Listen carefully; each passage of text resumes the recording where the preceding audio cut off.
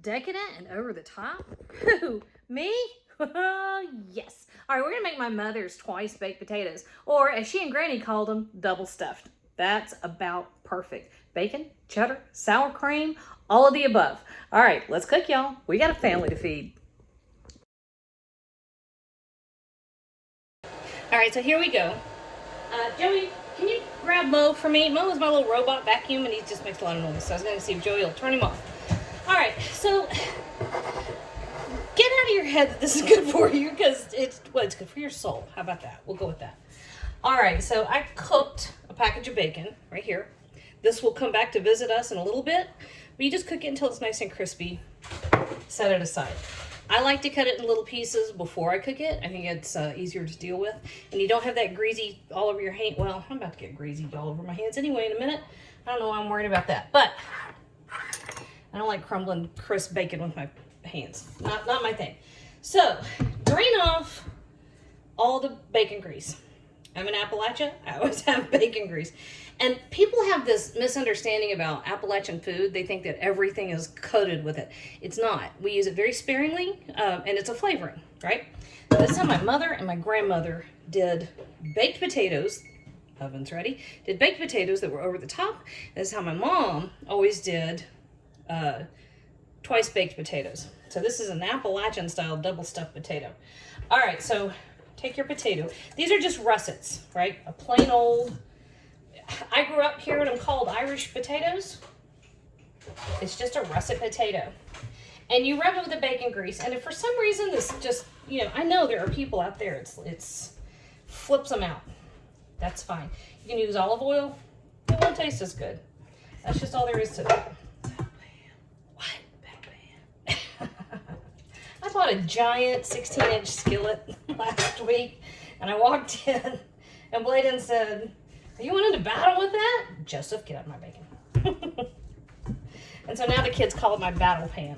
The battle pan, I cooked that bacon in it because it was so big and it could spread out. That bacon cooked in no time. All right, so that was, by the time you're all said and done, you can make a tablespoon of bacon grease, do everybody. And I have a couple of tablespoons of kosher salt, and I put it over here because we're going to do this with it. We're going to rub it around. This is what helps make that skin so incredibly tasty. Okay. My sister worked in a restaurant. I can't remember the name of it. But down in Birmingham, Alabama, when she was in college. And they did baked potatoes this way.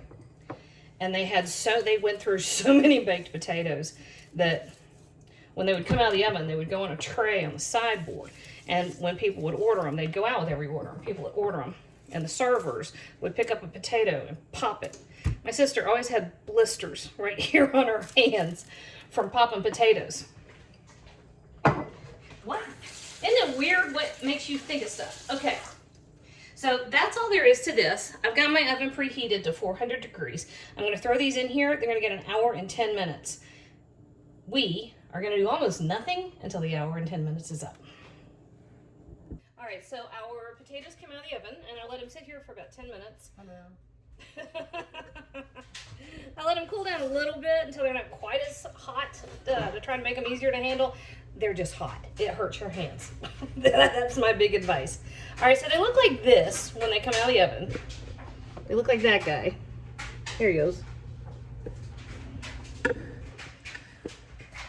We just cut him in half.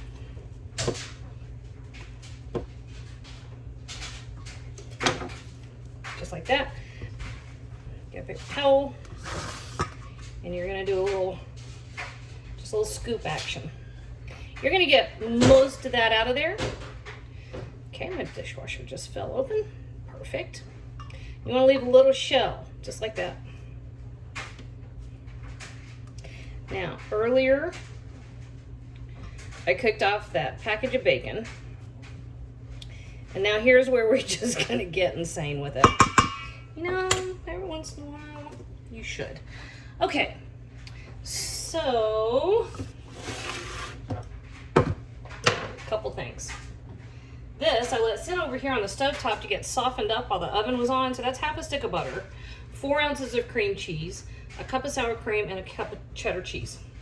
Like I said, I don't want to hear about it.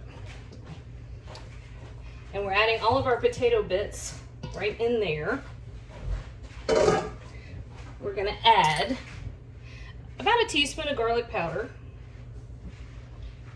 That's empty. Wait What did I miss? I think I missed salt. Yes, because I got 2 teaspoons of black pepper. I think I was thinking about the salt. And then, I don't know. You know. All right, so you all know that potatoes are just terrible with no salt. So a couple teaspoons of salt inside. But be easy because you have all the salt on the outside, right? So you're going to get a nice balance there. And finally, how about you meet all of my boys today? Hi, Joey. Okay, so you want a nice balance between the filling, Joseph, the filling that tastes good, grab a paper towel, and the outside, because you want the skin to taste good too. I just use a potato masher. You don't have to go crazy, but you do want to mix everything well. Now, I will say this, if you want to, at this point, you can serve this separately. You can serve this mashed potato however you want. And then this is the next step here is what you would do to make potato skins. So we're doing double step potatoes or twice baked potatoes, call them whatever you want to. I put the oven back on 350 degrees. I'm going to bake one off to show you all what it looks like. And the rest I'm going to do later for dinner because Kinsley turned 13 today. So it's her birthday dinner. All right, so give your filling a taste. Holy crap. That's amazing. Oh.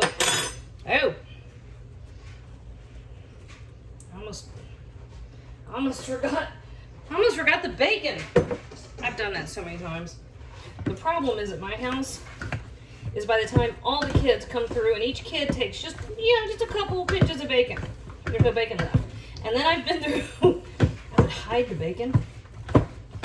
I'd crisp off the bacon for a recipe and then I would hide the rest of it and then I'd forget. I've probably done that 3 or 4 times. Okay, bacon.